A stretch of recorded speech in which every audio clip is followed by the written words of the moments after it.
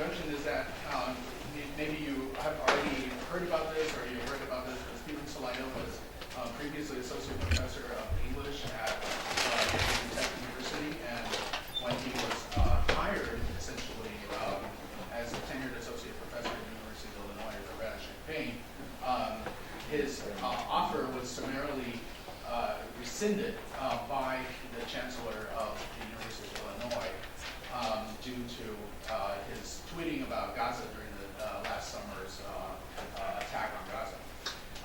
One of the things that Professor Salaita has specialized in is in Native American literature, and also in Arab American literature, and also about Israeli-Palestinian discourses in the U.S. So I'd like to give a robust welcome to Professor Salaita, and he can take it from there.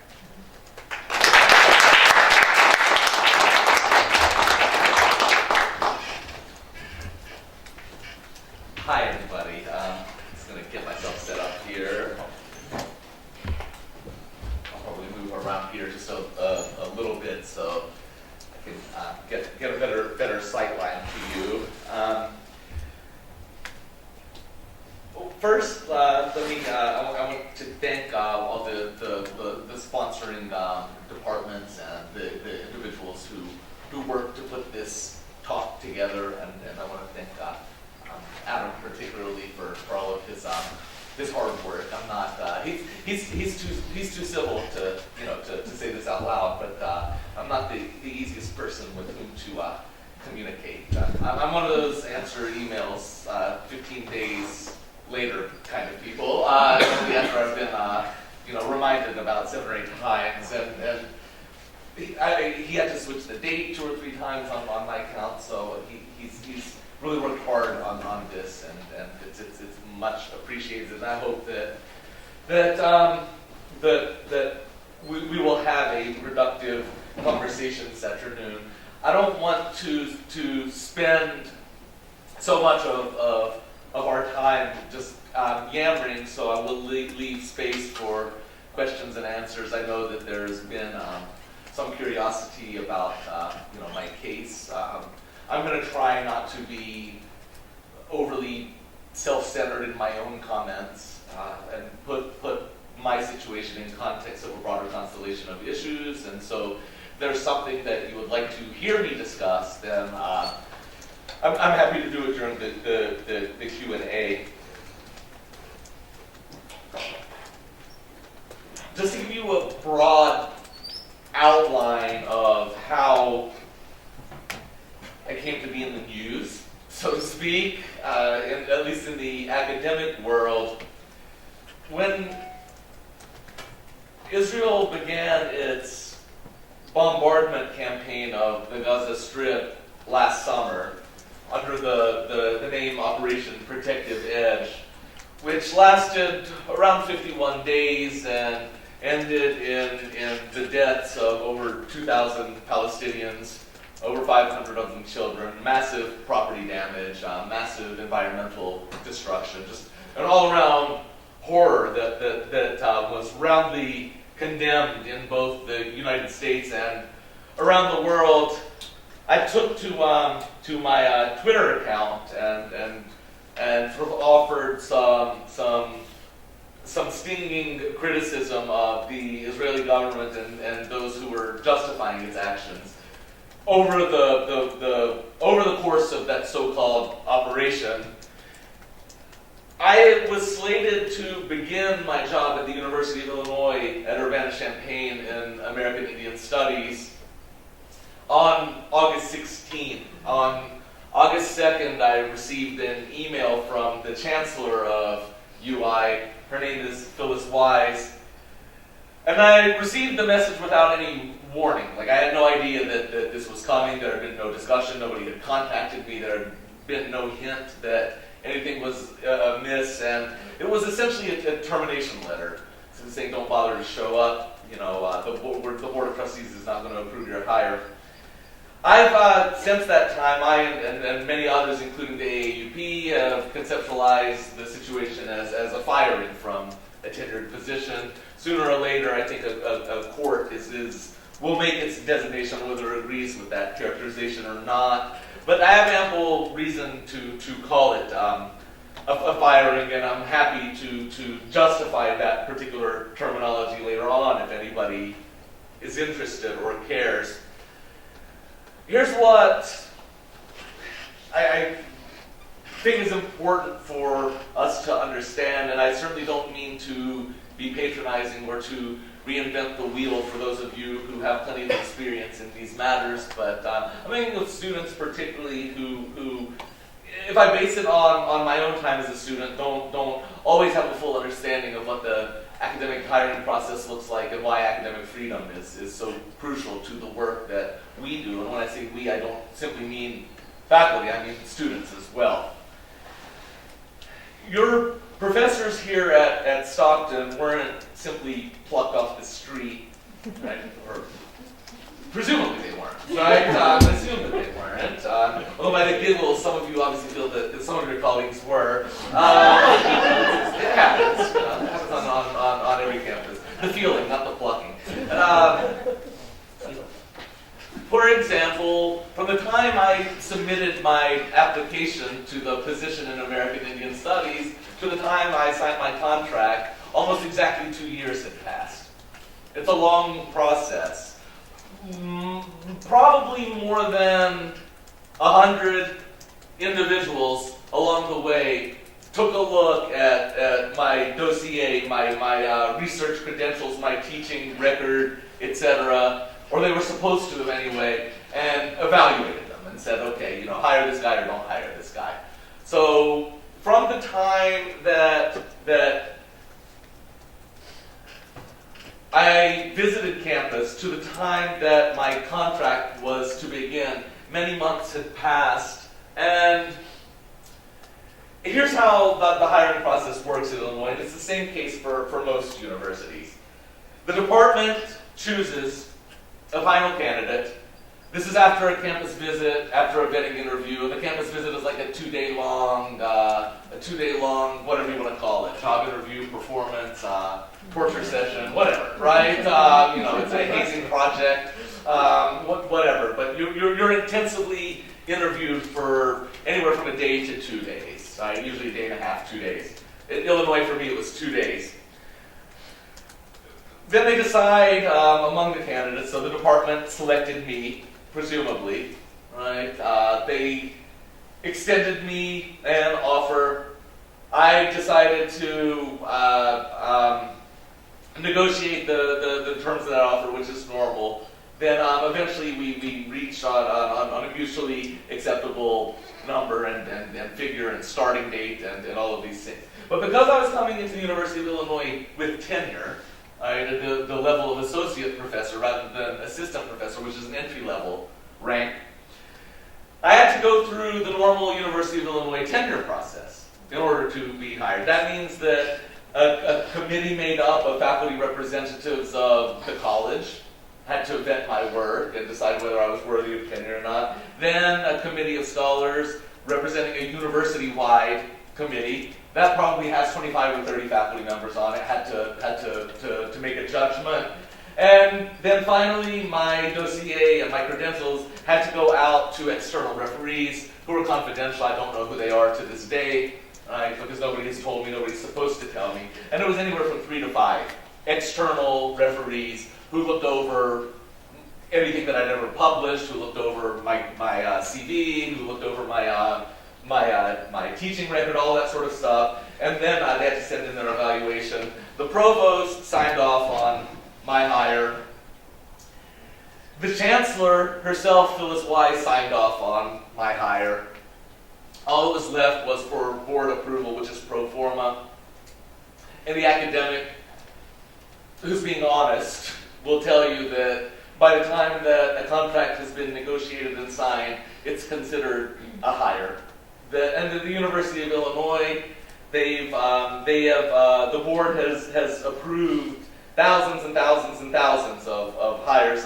This is the only one that anybody is aware of that was sort of flagged and rejected. So this is over a course of many years. And also the start date of my contract was to occur around a month before would have gotten board approval in the first place. But this is standard stuff for academic hiring. I don't even remember getting board approval at Virginia Tech, which was my last position. I actually have no idea when it formally occurred. All of this is to say that the hiring process is deliberate, it's rigorous, it involves a lot of people, it very often involves a lot of argument and disagreement, it very often involves 2 or 3 or even 4 tries. It's a strenuous process, a process that requires considerable labor.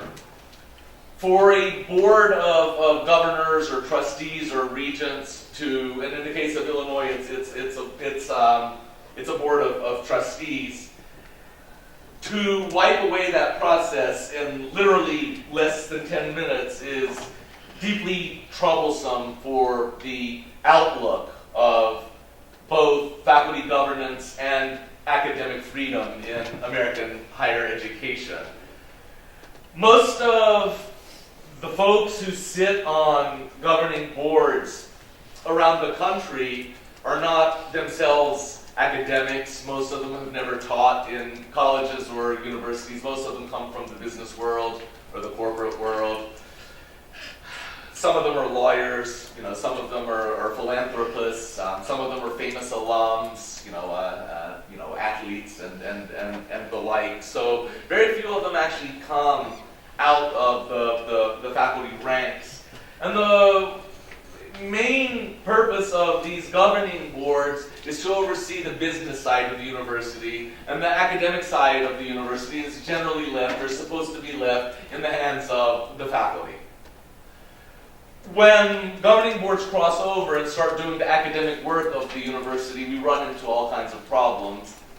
One of those problems, of course, is an interference in faculty autonomy in hiring, which is a much valued phenomenon in American universities. And another problem is that they want to very often treat the university not as an educational institution, but as a Fortune 500 company.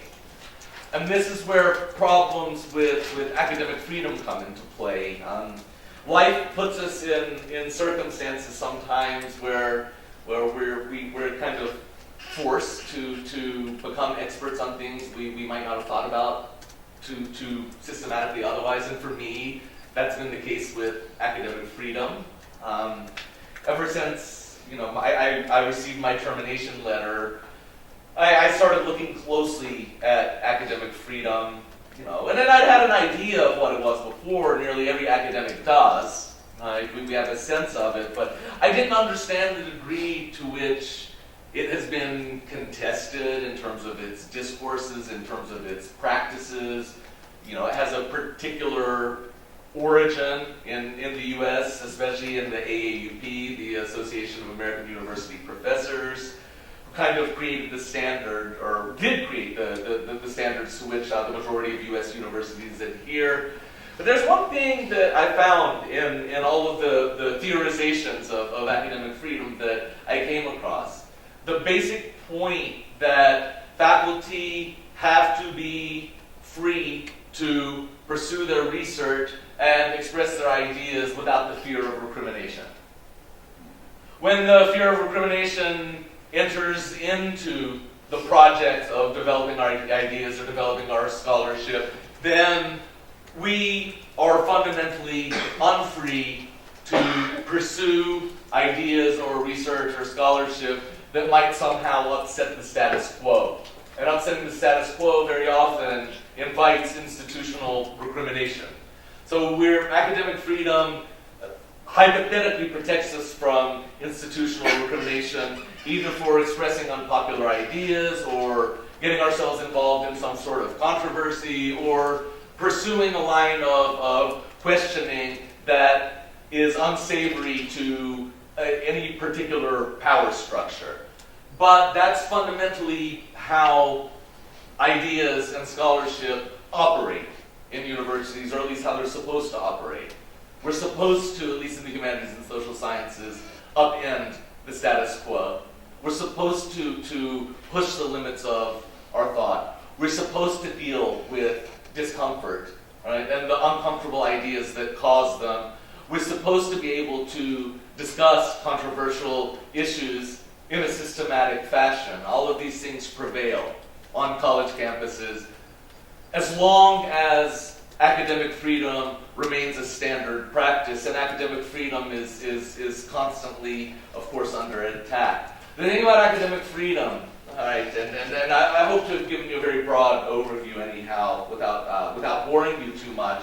Academic freedom has never consistently protected all ideas and all faculty. That's one thing that I think is important to keep in mind. I am not the first critic of Israel, or to be even more precise, the first critic of Zionism to have been fired from an academic position. It's happened to plenty of people before me.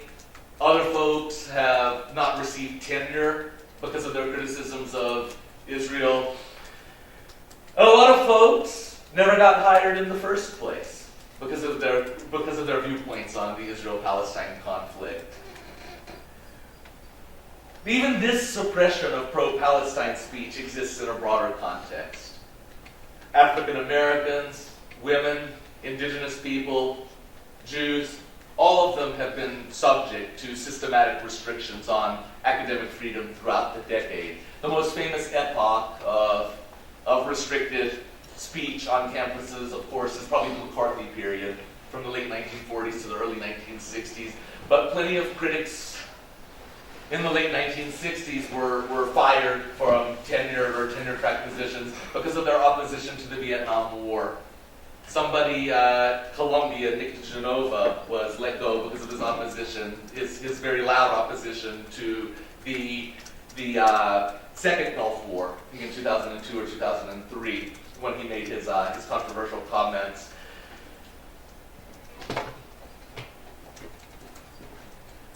If you want to distill it to something particular, academic freedom has never fully accommodated deviant bodies or bodies of deviant ideas.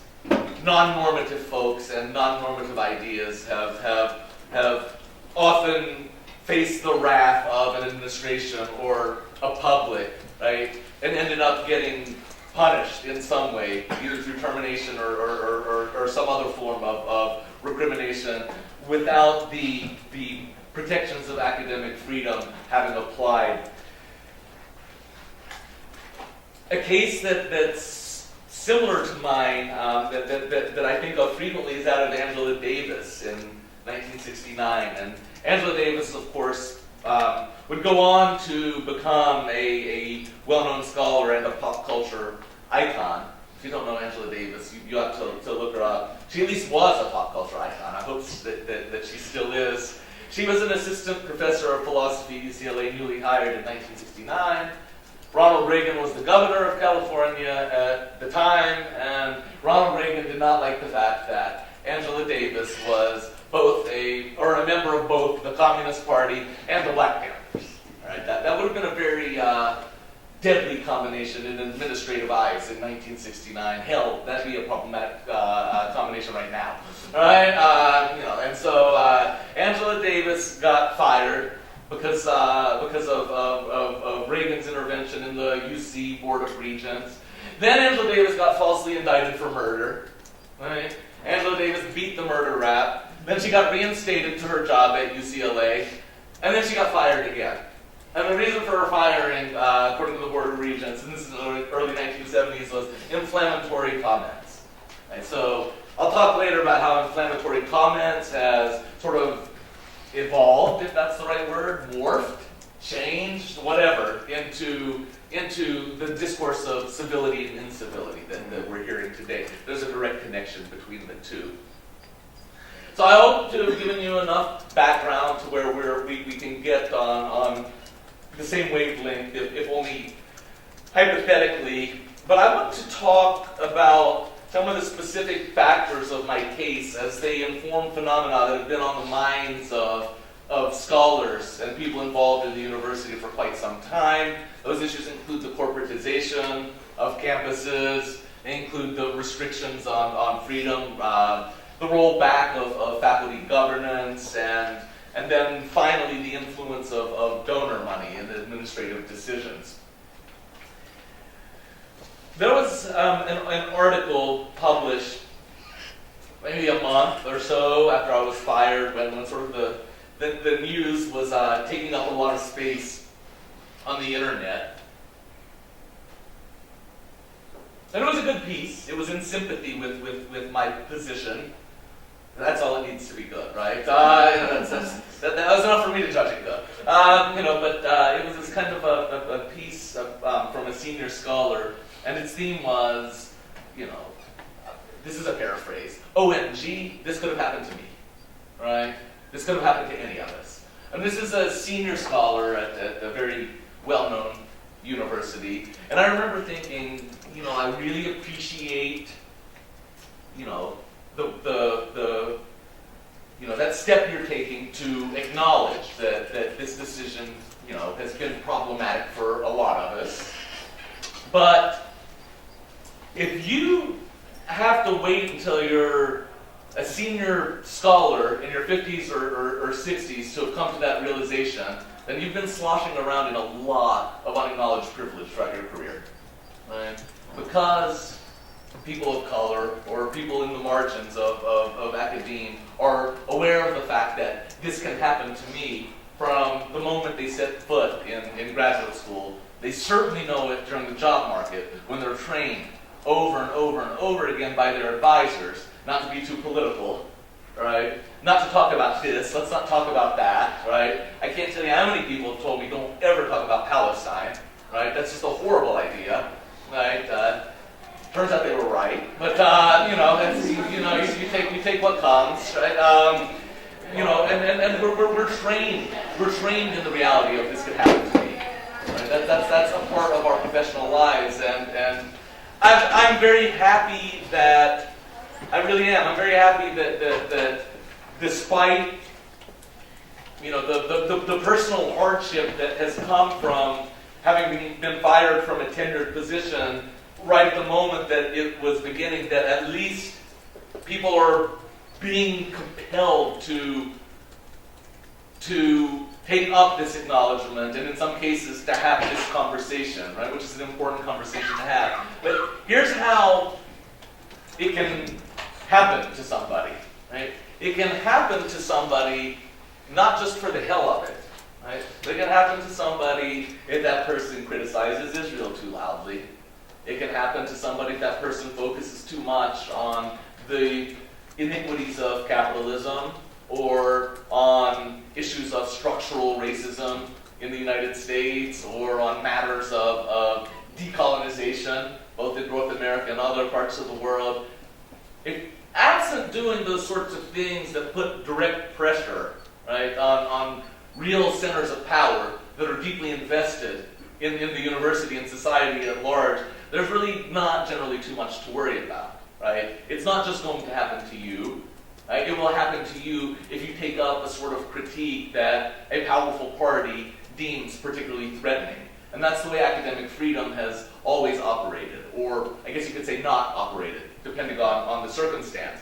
And so in my case, as much as people want to ignore and want me to ignore the matter of Palestine, I believe it's impossible to get an adequate sense of what allowed this to happen, right? Unless we invoke it and discuss it.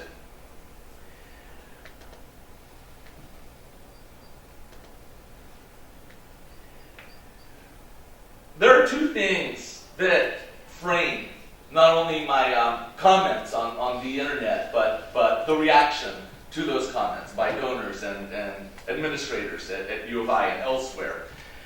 And one of them is Operation Protective Edge from last summer, and the other is academic boycott, right, which exists kind of under the guise of BDS, Boycott, Divestment, Sanctions, and I'm thinking particularly the American Studies Association boycott resolution, which passed in December of 2013. 2013 by an overwhelming number.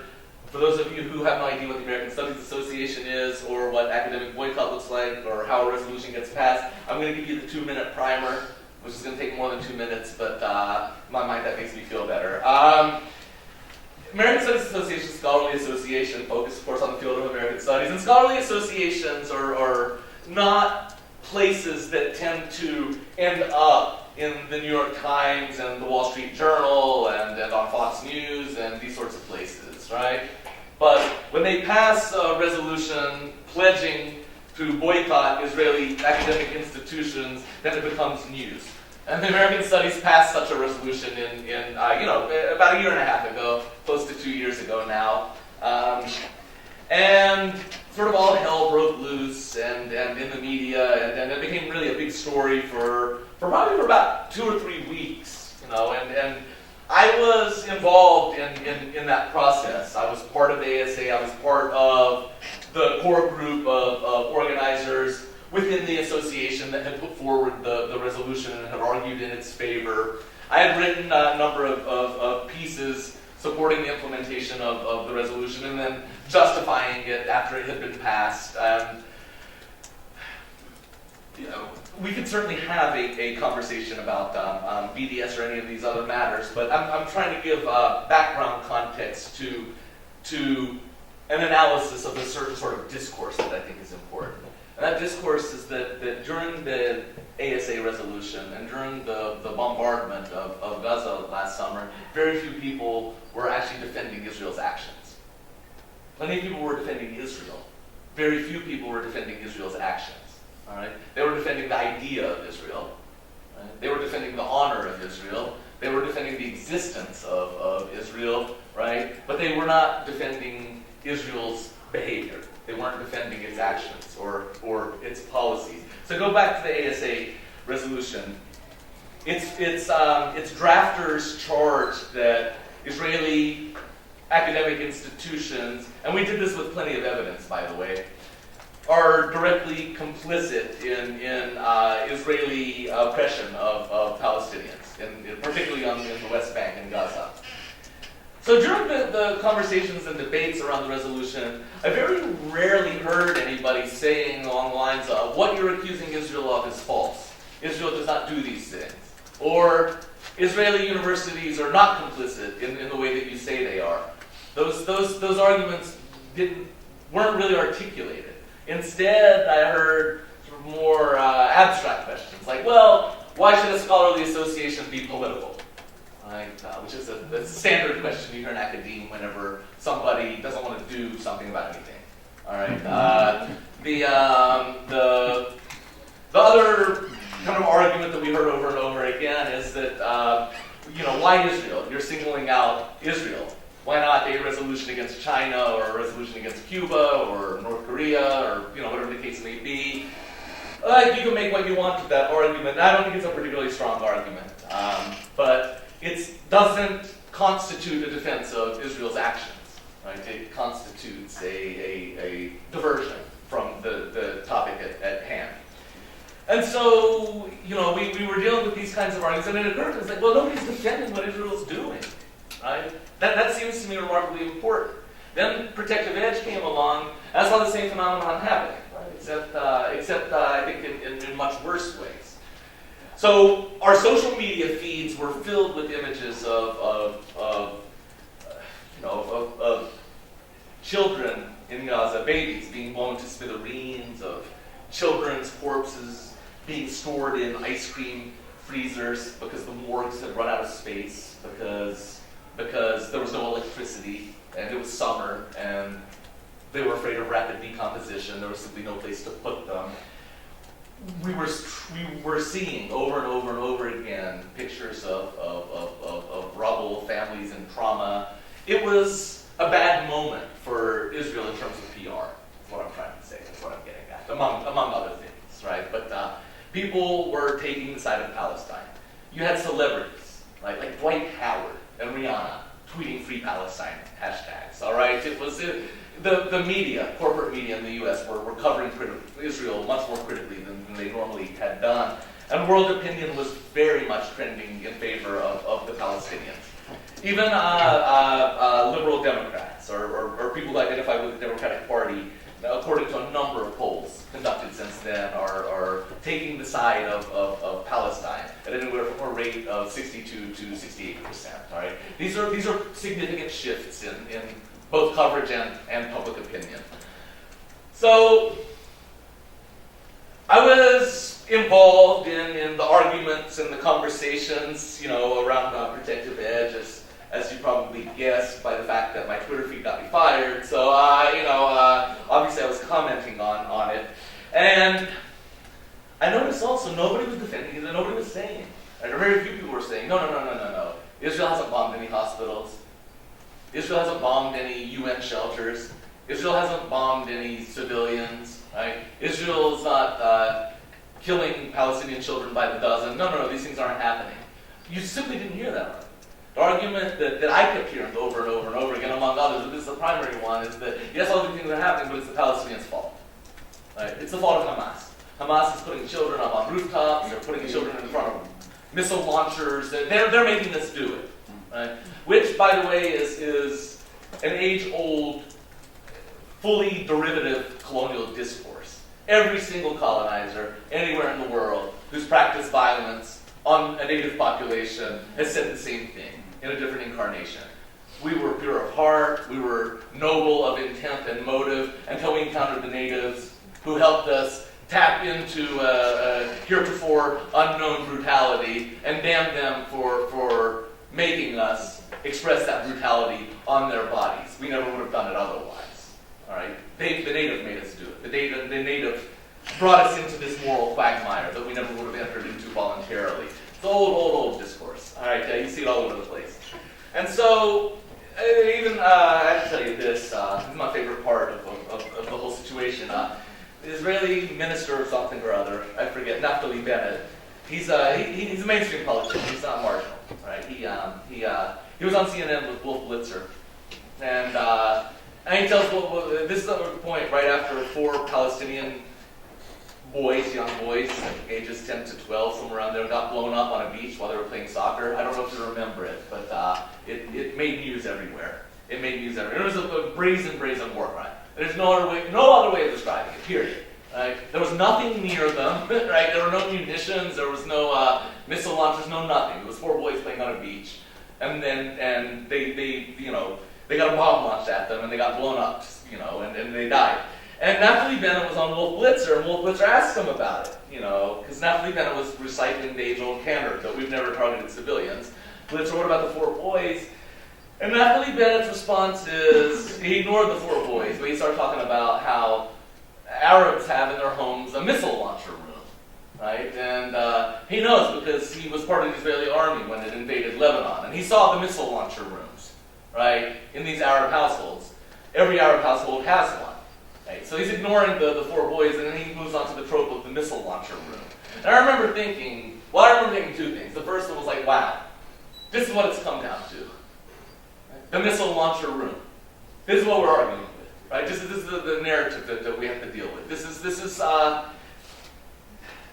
is how you justify war crimes now. Not only in the most morally perverse way possible, but in the most intellectually stupid way imaginable. And I remember thinking, because my parents are Arabs, I was born in the U.S. to immigrants, and I remember thinking, man, were we authentic when I was growing up? Did we have a missile launcher room?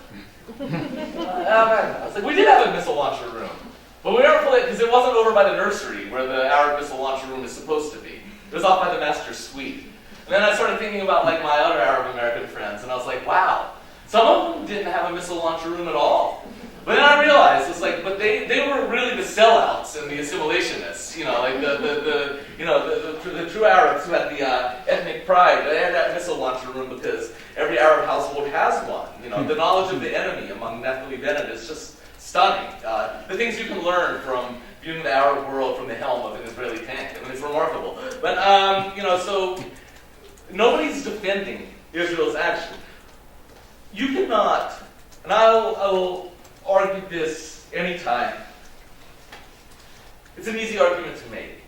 On a level of basic moral ideas, on a level of a wide range of evidence, human rights reports, journalism, eyewitness testimonies, on a level of international law, on a level of policy interests, on a level of historiography and scholarship.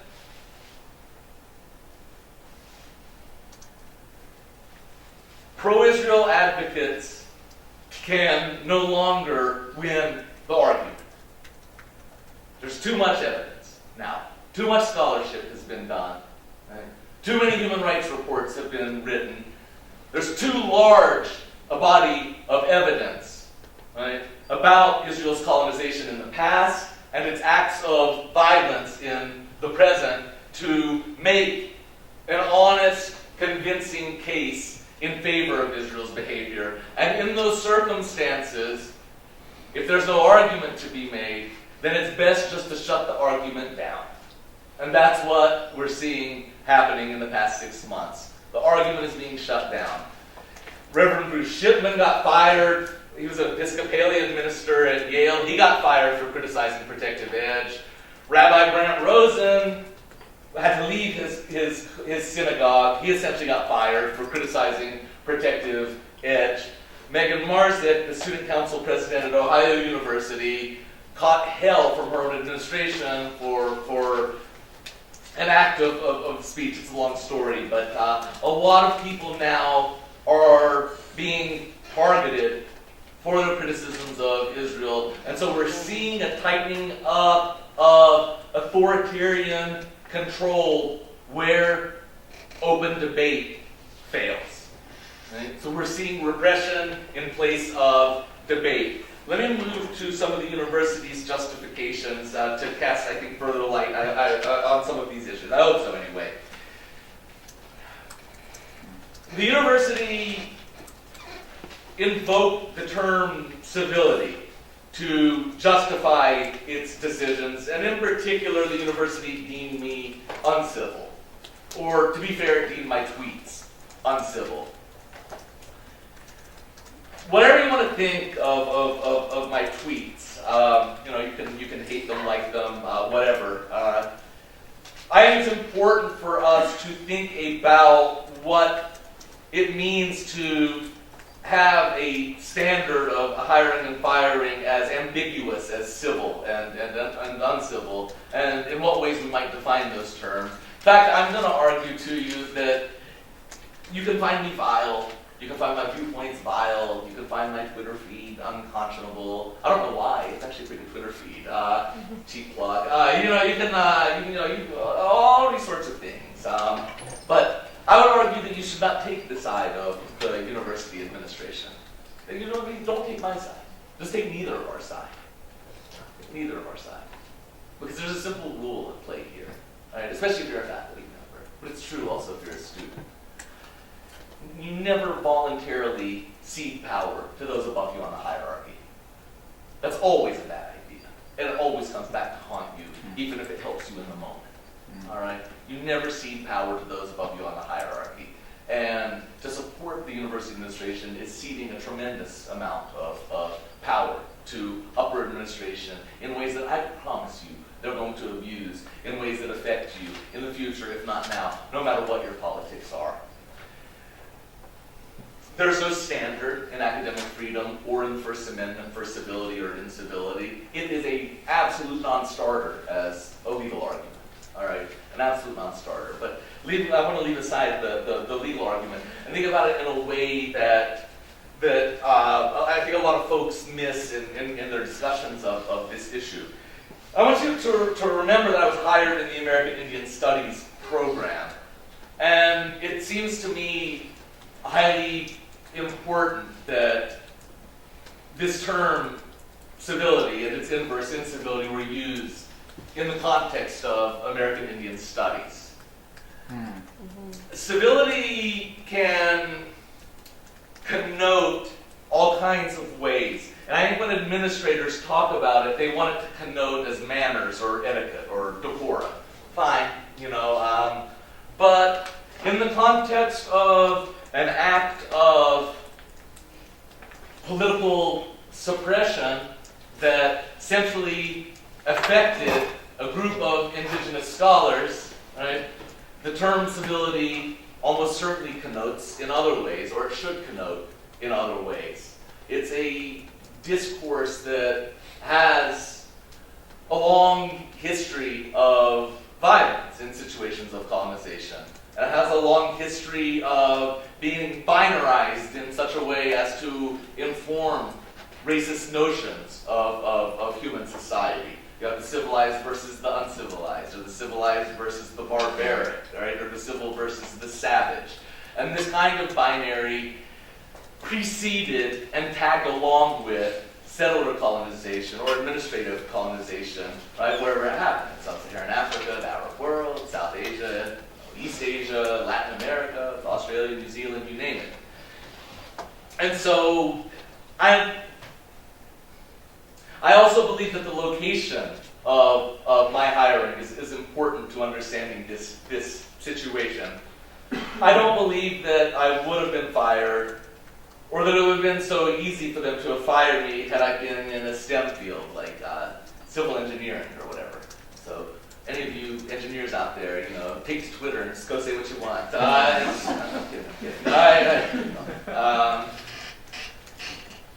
I don't think it could have happened even if I were in a more traditional humanities discipline like English. The fact that it happened in American Indian Studies tells us a lot about how this field is viewed, right, by upper administration in a corporatized university. Right? It adds negative value to the university's brand, not positive value. Right? It's decolonial rather than colonial. It seeks to upend commonplaces and status quos, right, rather than upholding them and recycling them. And these are things that upper administration doesn't necessarily value, even though in the field of American Indian or Indigenous Studies, those things are much valued. They're highly valued.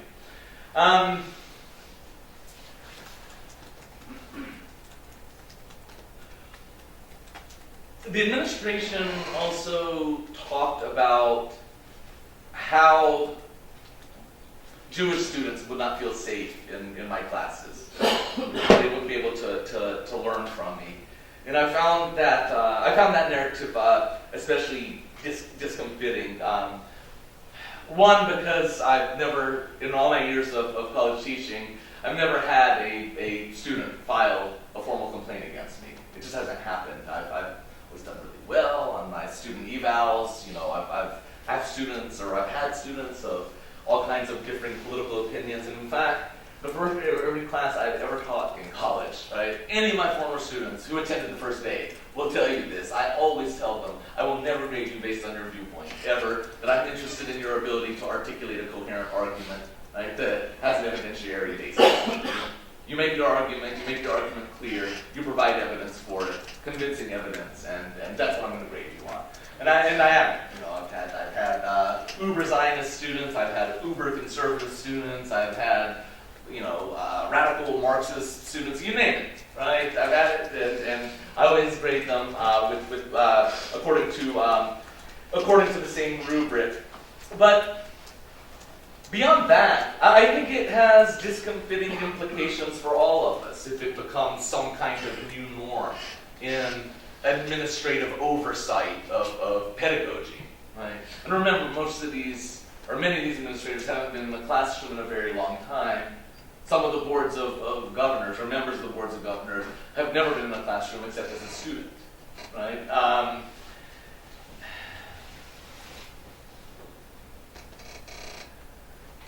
Look at the assumptions of saying that Jewish students would not be able to deal with this teacher.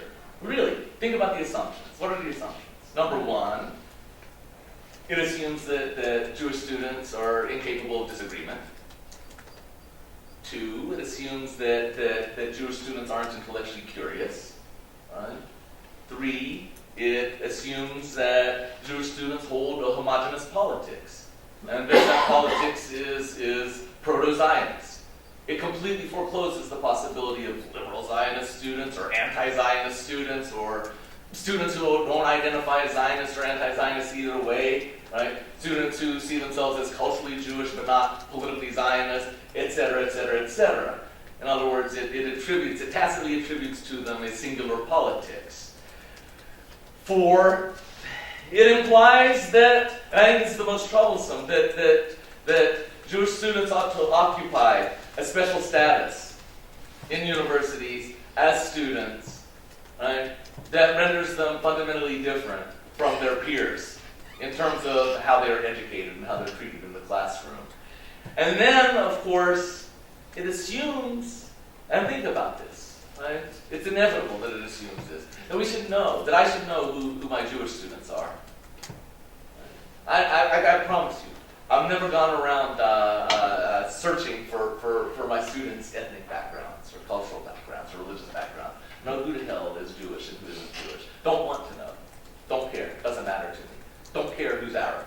Right? Don't want to know. It doesn't matter to me. Right? I would never presume that a student is white or black even, because the first thing that you learn, right, in ethnic studies is that our notions of normative physiognomy don't always match up to people's self-identity as members of ethnic communities. So what am I supposed to do, right? We're supposed to know the ethnic backgrounds of our students and then treat them accordingly? That seems to me a really, really slippery and problematic slope.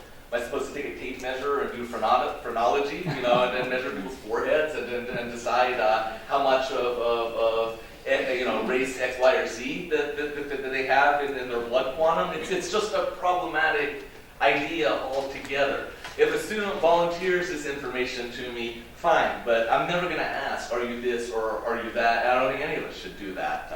If they want to volunteer that, if they want to center that as part of a particular analysis they want to raise, then I'm all for it, right? I'll encourage them. But the idea that student ethnic identities can be so easily located comes out of all kinds of troublesome traditions.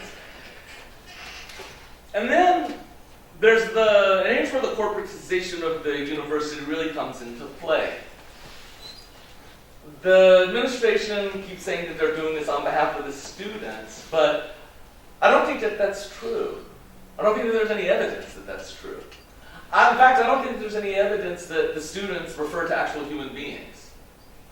Right? I think that the students refers to a very abstract, ill-defined, amorphous demographic that stands in for administrator anxieties and administrative preferences. Think about it. Doing it for the students. Well, which students? Huh? What about the thousands of students who begged you to reverse this decision? You're obviously not doing it for them, so that immediately need to qualify students. You're doing it for some students. Well, what students? Right? You're doing it for normative students, or you imagine to be normative students. Right? You're doing it for safety and comfort. Well, look, this might have happened at some point, but I look out for this stuff. I do, right? I Google this sort of stuff. That's why I get such weird ads on my internet, I guess. But there might have been a moment which has happened, but I don't know. I've never heard an upper administrator fret about the safety and comfort of a Palestinian student in a Zionist professor's class. You don't hear upper administrators fret about safety and comfort in ways that are protective of the non-normative.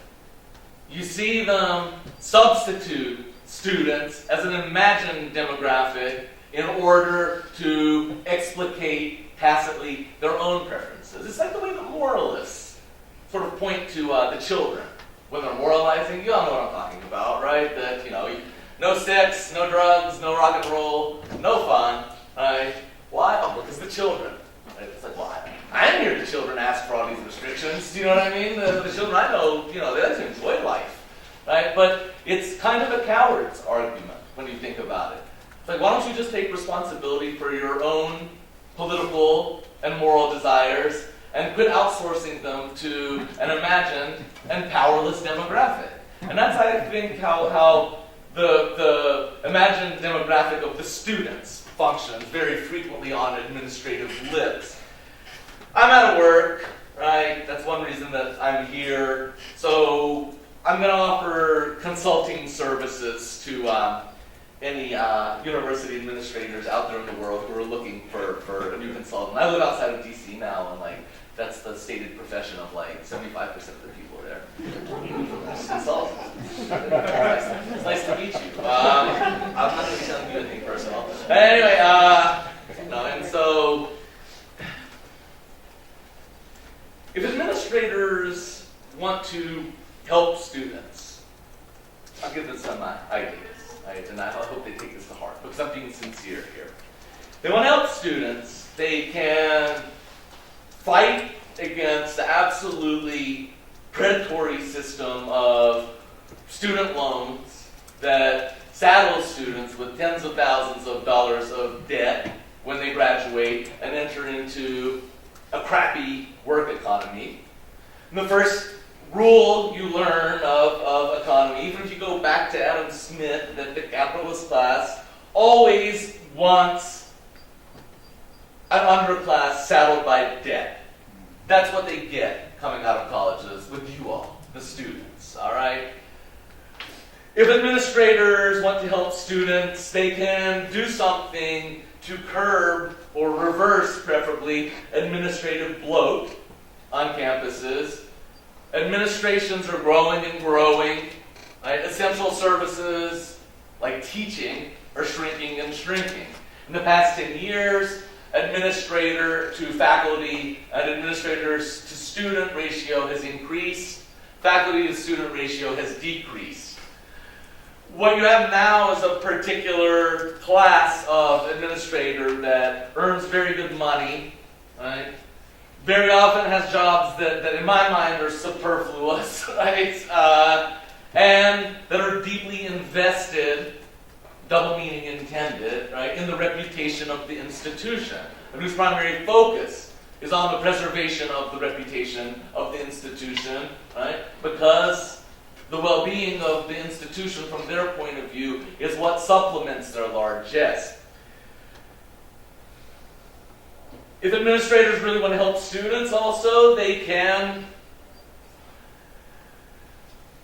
stop the out-of-control adjunctification of the faculty ranks and pay part-time instructors or sessional instructors or adjunct instructors or contingent instructors, right, a proper wage, give them proper health care and benefits, and give them a workload that's not utterly insane, right? And for your students, again, I would have known the difference when I was in college. Maybe you all do, because this generation, I think, is savvier than mine, no matter what the grouchy people who just discovered the internet last week say. You have to have two classes of faculty, largely the tenured or the tenurable, right, and then the untenured, and it goes by all kinds of different names. Adjunct, I think, is the most common name. Some people prefer the term contingent. In Canada, they call them sessionals, and they don't have job security, right, or they have scant job security compared to their tenured counterparts. They get paid less. Very often they're not getting benefits. Sometimes they don't even know if they're going to have a class to even teach until 2 weeks before the semester begins. And a lot of them make their living by running campus to campus and teaching a course here or there. And they get paid crap, for the most part. Not at all places, but in many places they get paid crap, right? We're talking like $2,500 a course, all right? That's nothing. I know, when I was a student, that was, ooh, that's good money. No, it's not good money at all, right? It's bad. If I were better at math, I would do an algorithm that gives you the hourly figure per year, but just know that it's bad. It's less than minimum wage. And upper administrators really like to rely on adjuncts, not just because it saves them money, but because it creates a class of employee that, in essence, has no academic freedom. They're supposed to have academic freedom. Students are supposed to have academic freedom, too. Everybody is, but academic freedom in this case is unenforceable. Because the department chair or the dean can just say, oh, we don't have a class for Professor Adam to teach, so, well, whoops, we're going to have to let him go. Right? That's, of course, after Professor Adam has probably said something that pissed off the administration, right? Or got somebody in the community complaining about the fact that he's going to radicalize and indoctrinate students, right? To believe that Barack Obama is not a Muslim, right? These sorts of things. Work that out. It's a criticism of those. Anyway, okay. Then that was completely hypothetical, all right? Just completely hypothetical. Not a whit of any sort of realism there. And so it ends up distributing even more power into the upper ranks of the administration, right, and takes it away from the ranks of faculty and the instructors. So finally, if administration wants to help students, they can protect academic freedom. They can protect critical thought on the part of both faculty and students. They can encourage, or at least shut up and not punish, faculty who engage in unorthodox thinking, which very often is to the benefit of students. If a student leaves college with the same points of view that she had coming into college, then that student did not get an education. Right? The student got a degree, but the student didn't get an education. All right? An education encompasses, it entails necessarily constant change. An education is dynamic. All right? And if your mind is not automatically dynamic at the end of your education, then you need to get educated more. All right? You have to constantly be in flux. I've been talking for so long. I'm sorry. I'm going to go ahead and cut it off with my apologies for so much rambling, and I am more than happy to take questions or comments, and thank you again for spending your afternoon with me. I'm looking forward to interacting now.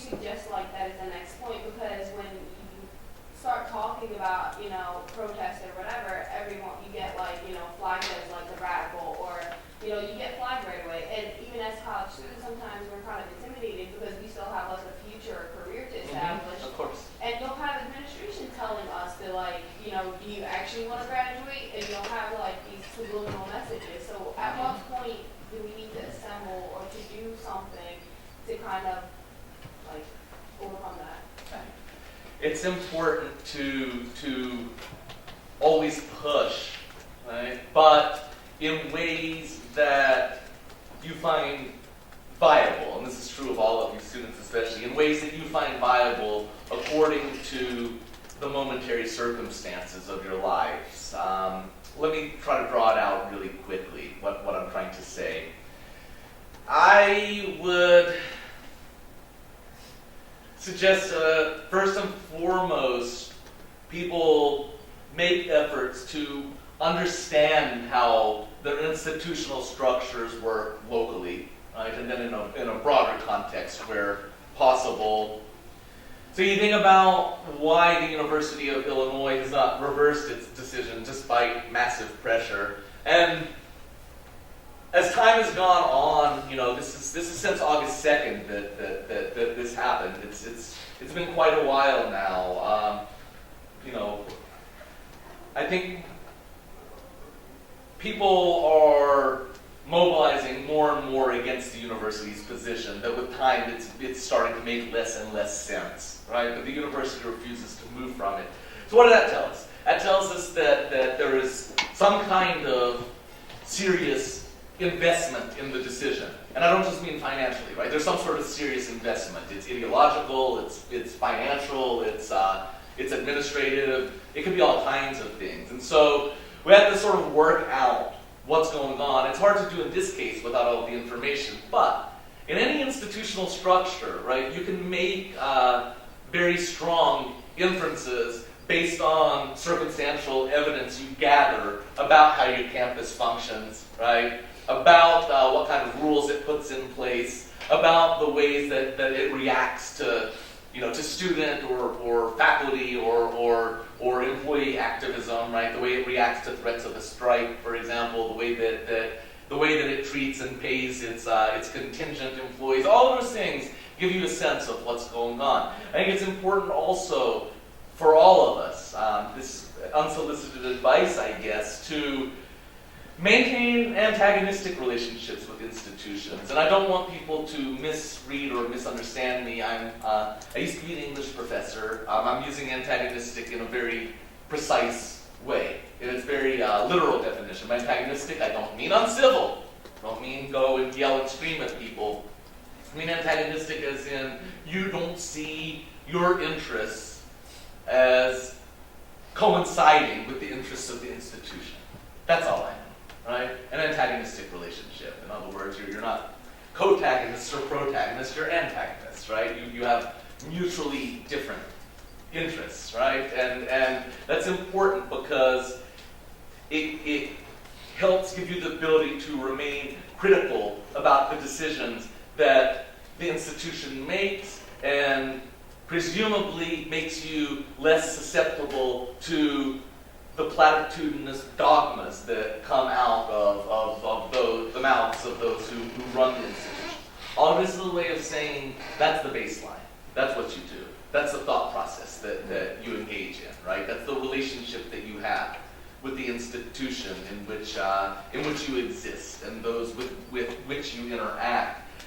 But I would never suggest to somebody being active in a vocal or visible way if that person is uncomfortable doing so, especially a student, right?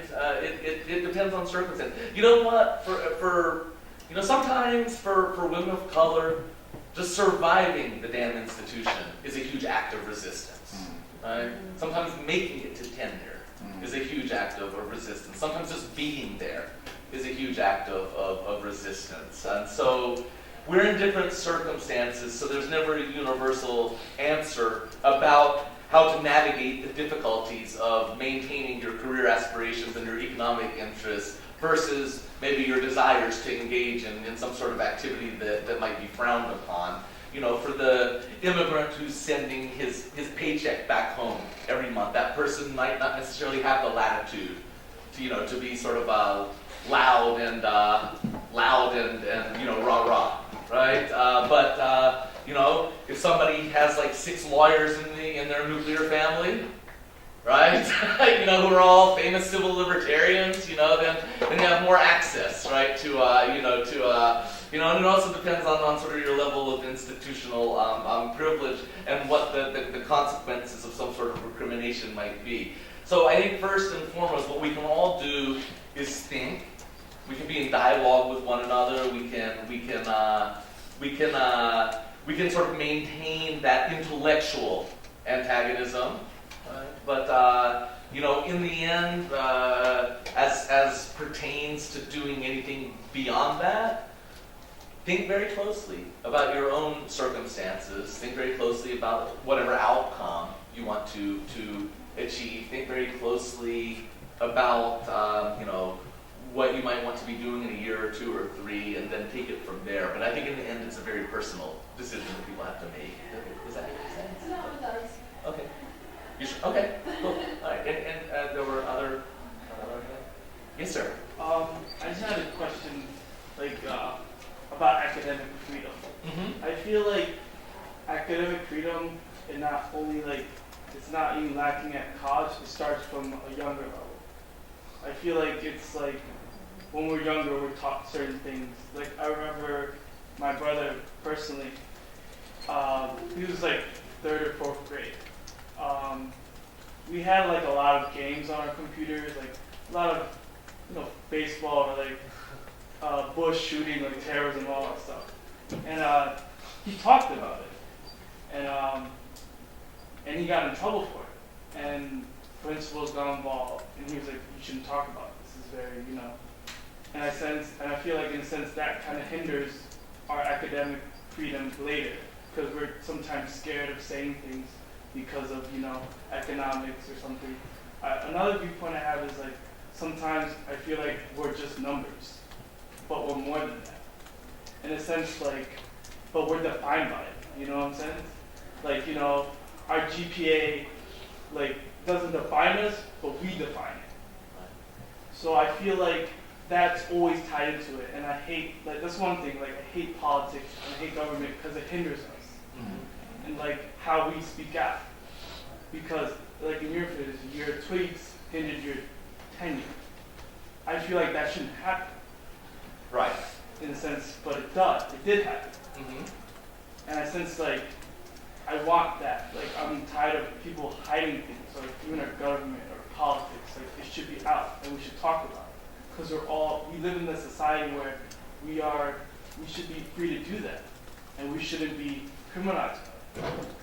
And, like, I was just thinking, like, what are your viewpoints on it? Like, maybe we can talk about it. Well, I think you articulated them much better and more passionately than I can. Needless to say, I agree with your sentiment. I wish that we were in a position to have these conversations more fluently and openly. And you've just made a bad mistake in that you've just given me really an opportunity, a mandate actually, to present some of my completely amateur theories on education. But no, I do think that it starts young, and there's a process of socialization that happens in our in our primary and secondary schooling that trains us for a certain sort of obeisance to the capitalist marketplace, right? And trains us into consumerism, and that de-emphasizes critical thought. I don't think this is universal. I think it depends on school, I think it depends on region, it depends on teacher, it depends on parent and student, it depends on all kinds of things. But in general, there's definitely the impulse to conformity. I think about it because I have a kid who just turned 3, so I'm thinking about this all the time. And I promise this relates. It might not relate, but in my mind it relates. I hope it relates in your mind also. But he just turned 3, and he hasn't been socialized yet, right? Or he has been, but he hasn't been socialized in the way that you or I have been socialized, not to that degree, right? It's a very early socialization.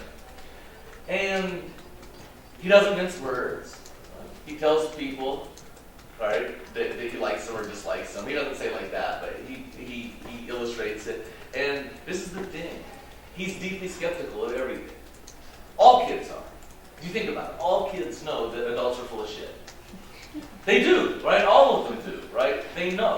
They just know. It seems to me, again, I hope B.F. Skinner's descendants aren't sitting in the audience, or relations with Noam Chomsky, and or other early mind specialists, but it just seems to me more or less skepticism is more or less hardwired into us. But that skepticism, it gets whittled away and chiseled at, and until it goes away, or until it's controlled. And we don't teach kids to develop that skepticism or to provide a vocabulary to that skepticism, right? Or to theorize that skepticism. In other words, to develop it as a central part of who they are as learners in school, right? Rather, we teach them to suppress it, right? We teach them to fall in line and to conform to the dominant rules of the classroom, right? We teach them that it's never a good idea to challenge authority, right? And so I feel like it suppresses something fundamental to who we are as intellectual beings that, in my mind, a good education connects with. Right? Whether it's at the primary, secondary, or post-secondary level, right? And that there's something beautiful about freeing ourselves up, right, from authoritative discourses and learning that process of thinking critically. So we might begin to make sense of how the world is structured and organized rather than reacting to the imagery of a particular economic marketplace, right? That we are critics and not just consumers. And so, yeah, that's a long-winded way of saying that I agree with you, but we all have that ability to think deeply and skeptically and passionately about this world. And I know it because it seems that certainly at least at every point in a human being's life that impulse has at one point been visible. Right? Yes. And then I'll... There's so much of what you said that I agree with, except for some of the anti-Israel stuff. Mm-hmm. And you, who are such an advocate and a persuasive advocate of academic freedom, seems to me that the BDS movement is trying to deny Israeli professors that same academic freedom that you so deserve and so passionately want. The second question is, and you don't have to answer this because it's personal if you don't want to, you've paid a high personal price for your viewpoints, and I just wondered if you thought it was worth it or not. Okay, sure. No, I'll shoot for both of them. I don't mind personal questions. I can even tell you what I ate for lunch today. I'm not that sadistic. Well, I don't. BDS. Let's be in specific academic boycott, because I think we're dealing largely with universities in this framework.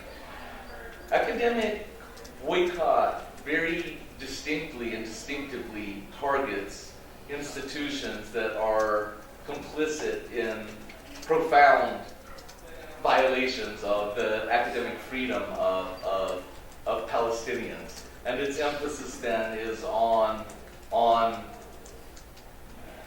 developing social systems in which Palestinian academic freedom, I would say, can be protected, but can come into existence in the first place. The thing is, those who have worked around academic boycott and who have theorized it and discussed it have taken tremendous care to formulate resolutions in such a way that no individual Israeli scholar would be affected by any correct interpretation of its implementation. And if you take something like the ASA, academic boycott has been largely an act of discourse anyway. So it would demand that the ASA sever ties with the Israeli government or Israeli academic institutions, but there were no ties to sever in the first place, right?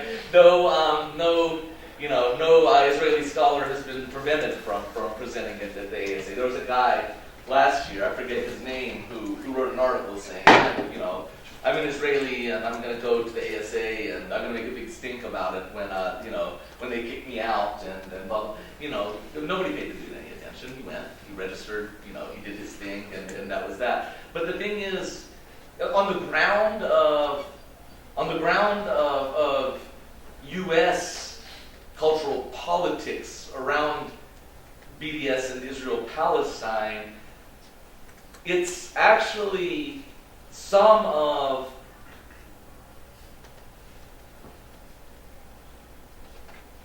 the opponents of academic boycott, some of them, right? There's a handful that I have in mind who opposed the resolution or who opposed academic boycott on the grounds of the protection of academic freedom, who so eagerly beat the drum in the university's favor after it terminated me.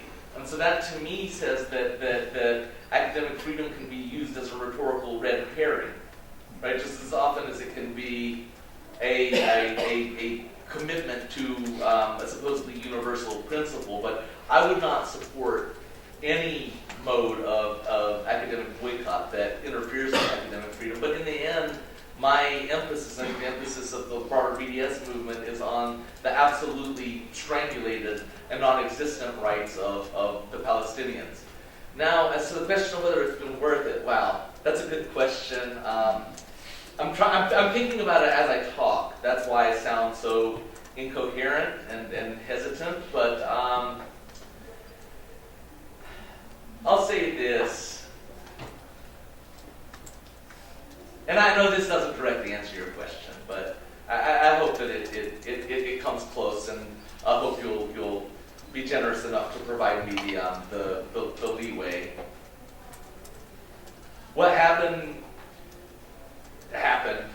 and in its wake, I've been trying my very best to listen to as many people who are willing to share viewpoints with me as possible, and taking seriously what they have to say, and thinking closely about what they have to say, not in every circumstance, but in many circumstances. I'm being honest, right? And that I'm just trying my best to conduct myself in such a way that will allow the interest in my case to lead to a broader conversation about the constellation of issues that led to the university's decision in the first place. And I'll be pleased enough if this, along with other comparable instances, lead people to continue working towards a type of change, right, that will be to the benefit of faculty and instructors and students. Maybe it'll be easier for me to answer whether it's been worth it in a year from now, or 2 years, or even 6 months, but at this point I still feel very caught up in the whirlwind of what it is and what it has been to have really sat down and reflected on it in any systematic way. Yes, ma'am.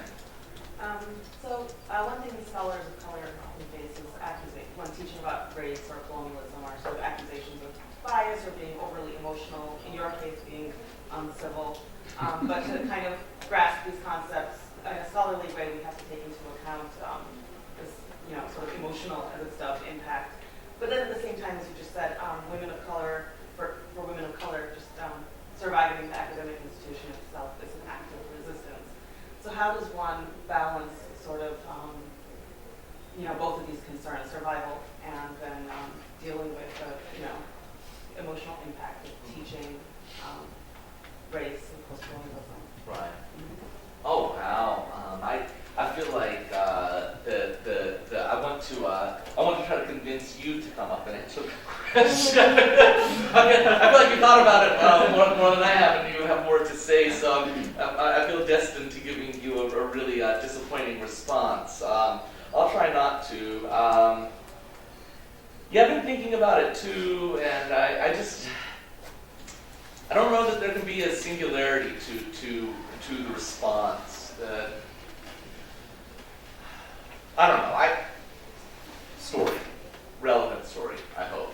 I was just in Toronto last week, and I met with two friends, two women of color scholars, and we were slated to edit a journal issue together, right, on decolonization in Palestine, and I got asked to be one of the 3 guest editors, like, in mid-August. So, right, this was. And I told them, of course, yes, I was really excited about it because I'd never edited a scholarly journal before. It would be something new, and I felt really confident that I could solicit some really fantastic contributions.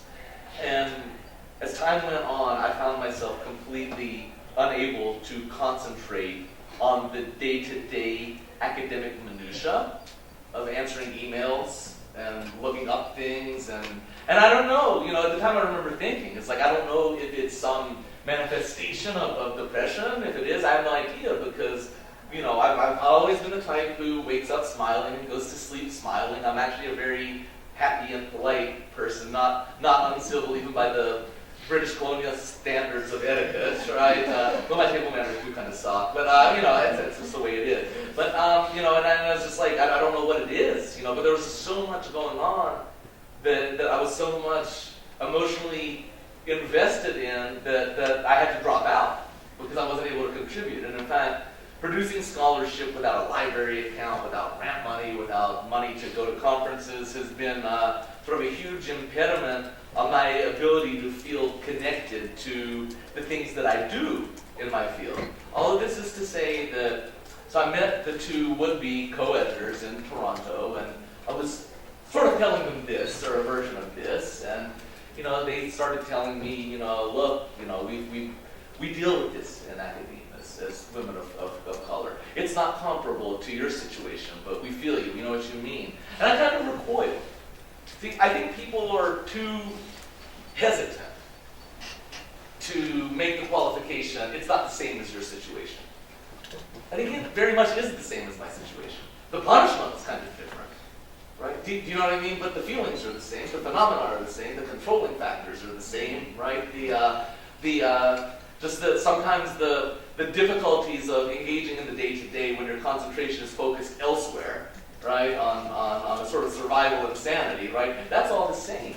So I actually wish people would quit quit making the qualification, right? The types of microaggressions that exist, or macroaggressions in some cases, the indignities that sometimes happen through either suggestion or through sort of a direct statement. All of those things are part of the same thing that we're trying to be together and struggle against, right?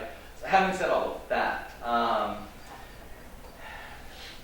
I think first and foremost, we have to adhere to practices of as goofy as this sounds, to practices of self-care that are effective in enabling us to be productive in ways that we find meaningful. It's hard to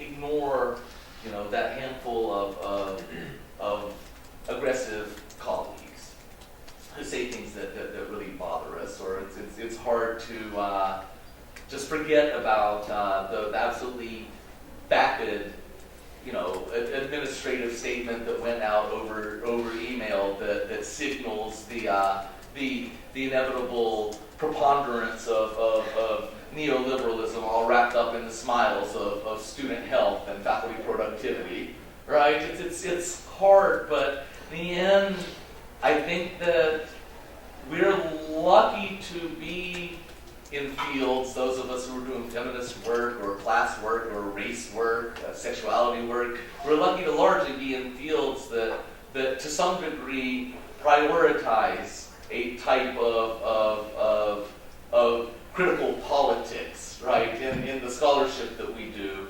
which is of course so easy to dismiss as radical or political or polemical, but it doesn't matter.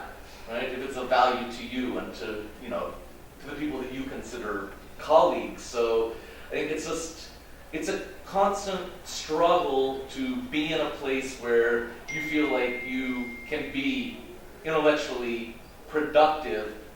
And at the same time, and I hope this doesn't sound dismissive, that struggle is part and parcel of our intellectual labor. Does that make any sense? Okay. All right, we have probably time for one more question. I can take these two. Okay. I'll take one, then take the other, and answer the Sure. both. Okay. Yeah. My question actually piggybacks off her question. I'm really glad that you talked about how you think people should not try to make that qualification that their case is so different from your case, because it's the same dynamics that go into creating both these situations. But one of the things that I think scholars who work in race studies often face is that we're told that we can't really compare experiences, because to compare experiences is to appropriate experiences. This is especially true for the African American context.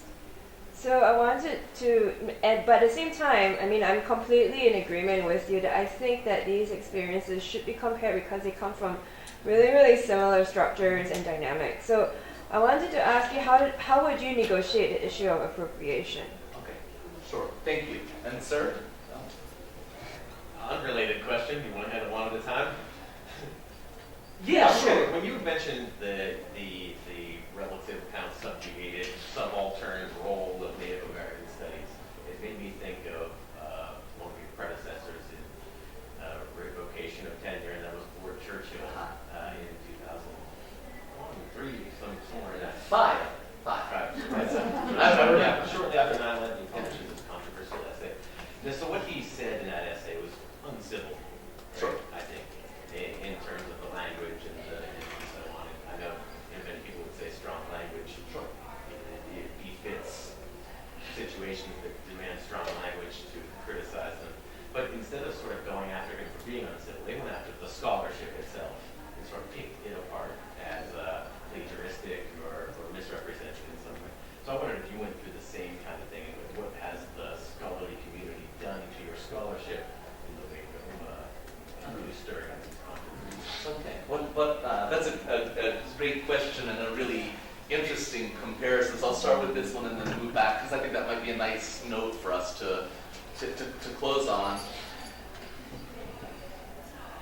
Churchill was fired in 2005. I'm just giving a little more background than the gentleman provided for an essay he wrote after 9/11 that basically called the folks in the World Trade Center little Eichmanns. And if you don't understand the little Eichmanns reference, then we could probably spend 20 minutes going over it. But basically saying that they were in some way complicit with the military apparatus that was attacked, and that therefore we can't on some level say that they're all nearly innocent. All right, and it was actually a few years after he published the essay that it came back into the spotlight, and a huge controversy ensued. Much worse than the controversy I was embroiled in, right? And this is before social media. Like social media would have broken. Had the Churchill thing, existed in this area, Twitter would have just disintegrated. But Churchill ended up getting fired from a tenured position. In fact, he was the head of ethnic studies at the University of Colorado, but he was not fired technically for speech or for incivility. And that's the cleverness/trickiness of it from an administrative point of view. He was fired for academic misconduct, right? Which tenure doesn't protect, all right, or supposedly doesn't protect. Of course, it's all a pretext, right? He was fired for his speech, right? But he wasn't technically fired for his speech. What they did is an army of people just looked through all of his work and decided that they found what could be considered plagiarism and went after him. And the same thing is happening to me in that I've seen, ever since August, small armies of people looking through every single word I have ever written, and there is no plagiarism because I'm not a plagiarist. There's nothing ugly to dig up in my past because I'm an ethical human being, right? They're not going to find any sexual harassment complaints, or they're not going to find any plagiarism. They're not going to find any of this or that. They're not going to find old colleagues who said that I screamed at them and was uncivil, but they're looking. And this is part and parcel of the project. But in my case, the university, as far as I know, has not made any statement, formal or informal, to the effect that it took its decision because of bad scholarship.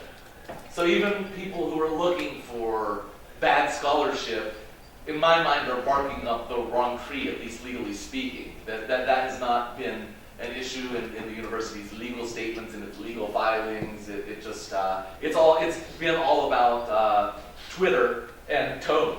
In fact, they just filed a motion to dismiss my lawsuit, and in it they say that it's not even his viewpoints on Israel-Palestine. It's the tone in which he expressed those viewpoints. So they're being, I think, very specific, and they're not, at this point anyway, trying to make the argument that the University of Colorado did with Ward, that it's a case of bad scholarship. And by the way, a jury found Churchill not guilty of academic misconduct, it would have made a great law and order. You know, they have like 9 of those franchises. They could have at least used it in one. But but the judge threw out his throughout his claim and did not reinstate him. So yeah, and comparison and appropriation, yeah, it's tricky. I mean, as somebody whose work focuses in part on putting Native North America in conversation with Palestine, it's something that I think about a lot and run into a lot. And there's a lot to be said for flattened comparisons that dehistoricize either or both parties. You know, to say X is exactly like Y, because very rarely is that going to be the case. But and there's always a danger, of course, of silencing or erasing the narratives of a group or 2 groups or 3 groups or whatever who are in a more marginalized social or cultural or political position than you are, right? And these sorts of things happen all the time in political conversations, wittingly or not. And sometimes I think that they're unwitting and thus a product of a particular sort of logic that comes out of a lack of training of systematic analysis of structural racism. But I think it's a wonderful thing, sometimes a beautiful and productive thing, when people manage to articulate comparable circumstances in light also of crucial differences. I thought that, and I know that folks may disagree, this is my reaction, I thought that some of the work that came out of Gaza to Ferguson was extremely strong. Some of it was unconvincing, you know, like I just, you know, like Gaza, Ferguson, exactly the same. It's like they're so different in so many ways, right? But there are also ways in which they're not necessarily identical, but that they provide really useful points of comparative analysis and solidarity and intellectual engagement. And so, and I feel like there are some people who did that. I thought that the African-American delegation that went to Palestine recently, you know, has produced some really, really strong discourse out of it. But I think, like with everything else, it's crucial to allow people to stand on the strength of their own narratives and on the uniqueness of their own history, right? And then use that as a basis of being in conversation with one another, and not to force that comparison to happen, or not to force that comparative conversation to happen. I think people are waiting to get in. Sorry. I can do them a solid and not. Okay, thank you very much, everyone. And thank you, everyone.